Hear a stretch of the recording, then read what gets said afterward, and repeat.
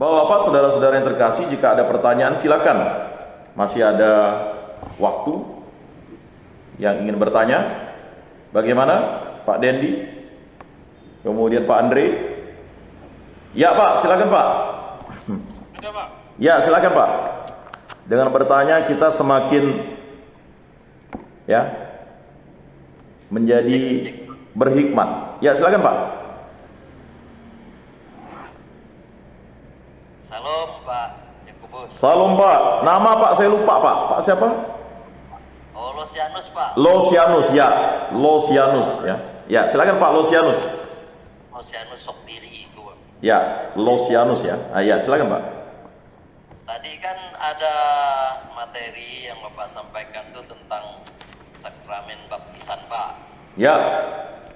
Saya jadi mikir gini Mas, banyak juga kejadian tempat kita.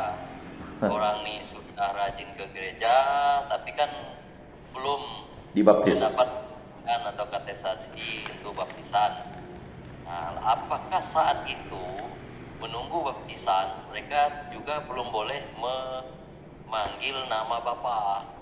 Karena baptisan tadi menjadi syarat kan yang Bapak sebut tuh. Ya. Ini mohon maaf nih, menjadi syarat untuk umat pengikut Kristus ini memanggil Bapa. Iya. Karena memang kali jangankan di kampung, di kota banyak Pak. Ya. Ya sudah dirinya bertobat, dan rajin sembahyang, tapi dibaptis ada yang belum mau. Ada yang mau tapi pendeta pastornya belum sempat memberi pelatihan dan sebagainya. Nah, bagaimana kita mencari cara gitu Pak, supaya mereka nih bisa aktif, tapi dia tidak merasa bersalah gitu. Wah, saya ini belum boleh manggil Bapak nih, ya gitu. Tapi takut dia tersinggung, itu lari lagi dia. Terima kasih Pak Yakobus, terima kasih. Hanya itu saja Pak. Baik Pak. Jadi semua orang itu berhak memanggil Tuhan itu Bapa. Tetapi ketika memanggil Bapa, dia harus percaya bahwa Yesus Kristus itu adalah Tuhan dan Juru Selamat. Jadi ada konteksnya itu.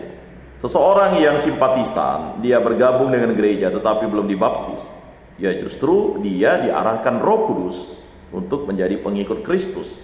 Ketika dia dibaptis, dia dimasukkan menjadi anggota gereja dan berhak untuk menjadi putra-putri Allah.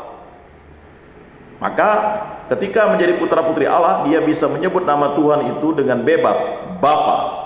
Tetapi kalau dia belum dibaptis, dia boleh juga menyebut nama Tuhan itu Bapa, tapi sekedar hanya kata-kata forma, tetapi dia tidak mengakuinya sebagai cinta yang penuh. Cintailah Tuhan Allahmu dengan segenap hatimu, dengan segenap akal budimu, dengan segenap kekuatanmu, dengan segenap jiwamu, dan cintailah sesama manusia seperti dirimu sendiri. Jadi itu Pak. Jadi konteksnya semua orang boleh memanggil Tuhan itu Bapa. Tetapi apakah Bapa yang dia panggilnya itu sudah dia terima sebagai total? Karena dalam forma baptisan itu dia dibaptis dalam nama Bapa dan Putra dan Roh Kudus. Dia harus mengenal Bapa, dia mengenal Putra itu adalah Yesus Kristus, dia mengenal Roh Kudus.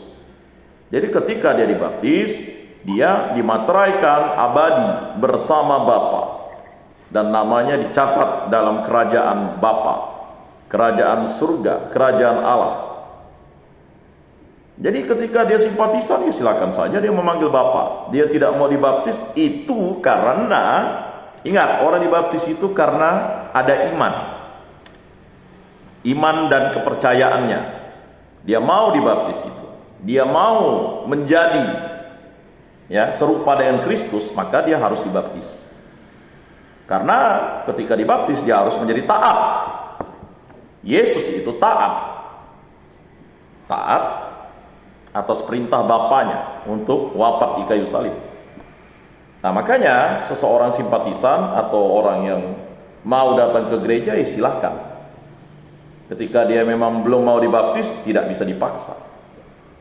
Ya, kita ingat ada satu tokoh, seorang Katolik, dah meninggal, Aswendo Atmowiloto. Itu katekumennya itu 20 tahun Pak, 20 tahun.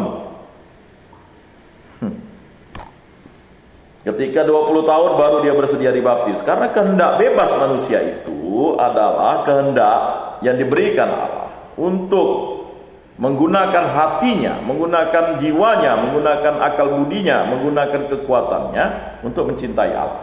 Nah, di situ jawabannya. Jadi seseorang yang belum dibaptis tapi mau memanggil Tuhan Bapa, silakan. Orang yang tidak pernah ke gereja pun dia memanggil Bapa, silakan. Apalagi yang sudah dibaptis, wajib memanggil Tuhan itu Bapa. Begitu, Pak. Jadi kata boleh dan tidak boleh itu bukan mengacu kepada orang yang dibaptis saja, tetapi kepada orang yang mau menerima Tuhan dan Juru Selamat. Ya. Tetapi kok aneh ketika dia mau menerima Yesus Kristus sebagai Tuhan dan Juru Selamat, dia tidak mau dibaptis. Berarti orang itu tidak setia. Dia hanya mau menerima anugerah, tetapi dia tidak mau mengikut Yesus. Dia tidak mau berkorban bersama Kristus, Pak. Nah, jadi itu, silakan saja, Pak. Orang-orang yang simpatisan datang ke gereja. Gereja mengundang, disebut sakramen keselamatan, kan gereja mengundang semua orang. Semua orang sudah diselamatkan oleh Yesus Kristus. Tetapi semua orang yang diselamatkan itu apakah mau menerima, mau mendengar, mau mengikuti, dan mau hadir datang kepada Kristus? Bagaimana dia mau hadir datang kepada Kristus kalau dia tidak datang ke gereja?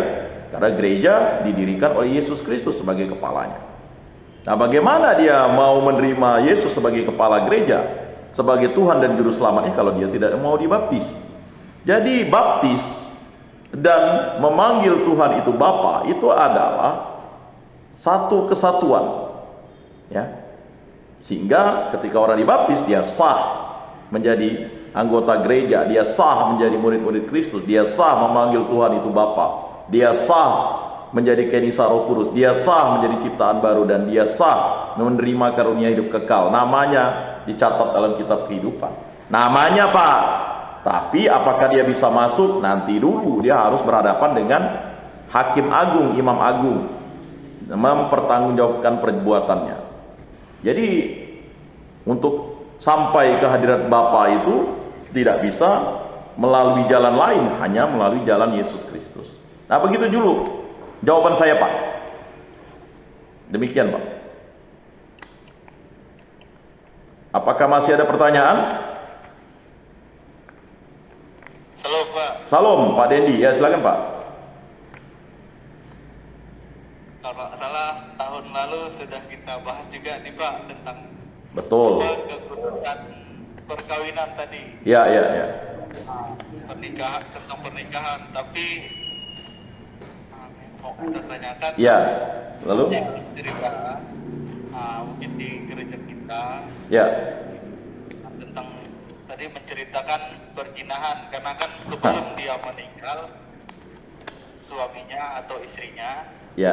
dia tidak boleh melakukan perkawinan atau dikuduskan, perkawinan atau Tidak bisa menerima sakramen perkawinan.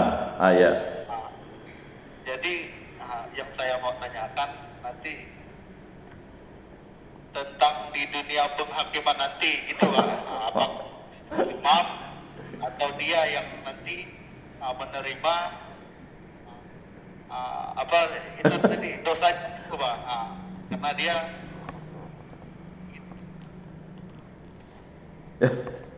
Jadi begini, gimana Pak Dendi? habis baterai, Pak, tunggu. Oh ya. Gimana maksudnya? Dia kawin lagi, nanti setelah di dunia penghakiman, apakah imam yang memberikan kewenangan untuk menguduskan kembali, sedangkan dia kan masih statusnya dalam pernikahannya dari awal sudah dikuduskan, mungkin dia nikah lagi, ya itu bagaimana, Pak, tentang di dunia penghakiman nanti gitu? Kalau menurut Katekismus Gereja Katolik, Dia yang dikutukannya itu. Jadi begini, Pak. Jadi apapun yang terjadi ketika seseorang menerima sakramen perkawinan, dia tidak akan bisa menerima sakramen perkawinan untuk kedua kalinya jika salah satu pasangannya itu belum meninggal dunia. Kata belum meninggal dunia bukan karena dibunuhnya, Pak, tetapi karena dia meninggal secara normal. Ketika salah satu pasangannya sudah meninggal dunia, dia berhak menerima sakramen perkawinan. Nah, sekarang persoalannya ketika dia mati dalam kehidupan perjinahan, bagaimana hidupnya di akhirat nanti? Nah, menurut katekismus Gereja Katolik itu, seseorang yang ya dosa mortal lalu dia meninggal, dia tidak diampuni, Pak. Ya, itu. Itu tadi Pak, karena kan namanya dan orangnya tidak perlu kita sebutkan. Nah, kita sudah mengetahui dan daerah kita juga Pak, gitu. Oh ya. Ya, apakah itu nanti karena satu pimpinan lagi dulu Pak, karena bercerita tentang dulu pimpinan gitu. Jadi begini Pak. Memberikan kewenangan dalam suatu gereja kita dulu Pak. Oh. Siapa yang memberikan hak dan kewenangannya? Jadi gini, sakramen perkawinan itu bisa diberikan oleh uskup atau imam. Misalnya terjadi cacat kesepakatan nikah. Jadi kan saya udah beberapa kali sampaikan, jika ada cacat kesepakatan nikah itu kan ada beberapa hal Pak. Cacat kesepakatan nikah itu pertama ada penipuan sebelum pra perkawinannya. Kemudian yang kedua ada desakan atau tuntutan. Jadi begini, gereja itu ada namanya tribunal yang bisa memutuskan, ya kan, perkawinan itu sah atau tidak. Jadi seseorang menerima sakramen perkawinan atas desakan membayar hutang, atau misalnya karena dia orang tuanya diancam dibunuh, karena demi untuk menyelamatkan jiwa-jiwa bapaknya tadi itu atau ibunya, atau karena ingin melunasi hutang bapaknya, dia menerima sakramen perkawinan. Tetapi secara hukum keilahiannya itu tidak sah. Mengapa? Karena dia menerima sakramen perkawinan itu hanya untuk formalitas saja. Ya. Nah, lalu ditemukan bahwa dalam kesepakatan nikahnya itu cacat. Makanya sesuai dengan ajaran Yesus Kristus, apa yang kau ikat di dunia akan terikat di surga, apa yang kau lepaskan di dunia akan terlepas di surga. Gereja melalui ya uskup itu ya memberikan yang namanya ya anulasi, pembatalan pernikahan karena telah terjadi cacat kesepakatan nikah. Jadi itu kasuistik Pak namanya. Itu terjadi misalnya di Eropa ya, di beberapa negara Eropa dulu itu orang dikawinkan karena dia keluarga bangsawan dan Katolik dan Kristen, sehingga dia mengawini rakyat jelata karena cantik, tetapi rakyat jelata itu ya harus mengawini dia itu karena hukuman paksaan, bukan karena dasar cinta, tapi karena dia membayar hutang orang tuanya. Lalu ditemukan gereja bahwa itu cacat kesepakatan nikah Pak. Nah, jelas Pak ya. Jadi misalnya, mohon maaf nih, dia ini menerima sakramen perkawinan, ya mohon maaf, misalnya dia itu diperdaya, dibius, atau akhirnya dia itu ya diperkosa lalu hamil, lalulah supaya dia tidak menjadi aib, lalu dia menerima oleh pasangannya ini. Nah itu mungkin jelimet Pak, susah Pak. Nah, jadi bagaimana kewenangannya itu? Nah itu tadi, pemimpin umat itu berhak Pak. Itulah tadi imamat khusus itu, itulah yang diberikan Yesus kepada Petrus. Jadi imamat khusus itu adalah perantara Allah untuk menetapkan rahmat ilahi itu sah atau tidak sahnya diterima seseorang, terutama sakramen perkawinan Pak. Karena sakramen perkawinan di gereja Katolik itu ya sering digugat terus ribuan tahun. Maka Raja Henry ke-8 itu sampai menggugat sakramen perkawinan di gereja Katolik. Akhirnya ya Raja Henry itu sendiri mendirikan Anglikan. Itu terjadi karena dia ingin mendapatkan istri kedua untuk meneruskan penerusnya untuk mendapat anak laki-laki. Dia minta izin ke pausan tetapi tidak bisa. Karena memang sakramen perkawinan itu adalah tanda ilahi, ikatan mesra dengan gereja yang tidak bisa diputus oleh ya sesuatu hal. Tetapi bisa dibatalkan karena cacat kesepakatan nikah. Itu dulu Pak, penjelasannya Pak. Supaya Bapak paham bahwa anulasi itu bukan sakramen perceraian di gereja Katolik. Anulasi itu adalah pembatalan perkawinan oleh otoritas gereja, pemimpin gereja, karena terjadi cacat kesepakatan nikah. Paham Pak ya? Berarti dia tetap bisa menerima sakramen perkawinan lagi gitu. Dia bisa menerima sakramen perkawinan dengan orang pilihannya, asalkan orang pilihannya juga tidak cacat perkawinannya, atau dia statusnya duda yang ditinggal mati oleh istrinya, atau status bujangan. Begitu Pak. Nah, itu penjelasan awalnya Pak. Kita tidak tahu, itu lebih tahunya tribunal yang untuk menjelaskan itu. Saya tahu yang dimaksudkan Bapak nih. Ya Pak. Ya kan? Baik, demikian pertemuan kita pada hari ini. Mari kita tutup dalam doa. Dalam nama Bapa dan Putra dan Roh Kudus. Amin. Allah Tritunggal Maha Kudus, kami bersyukur di hadapan-Mu, karya agung memula yang menyatukan kami dalam jalur online ini. Semoga karya bimbingan dan penyuluhan kami serta katekesi kami membantu kami untuk hidup beriman seturut kehendak-Mu. Semua doa kami serahkan dengan perantaraan Tuhan kami Yesus Kristus, hidup dan meraja kini dan sepanjang segala masa. Amin. Dalam nama Bapa dan Putra dan Roh Kudus. Amin. Salam, salam kasih, damai dan sejahtera. Tuhan memberkati, menyertai dan melindungi. Salve.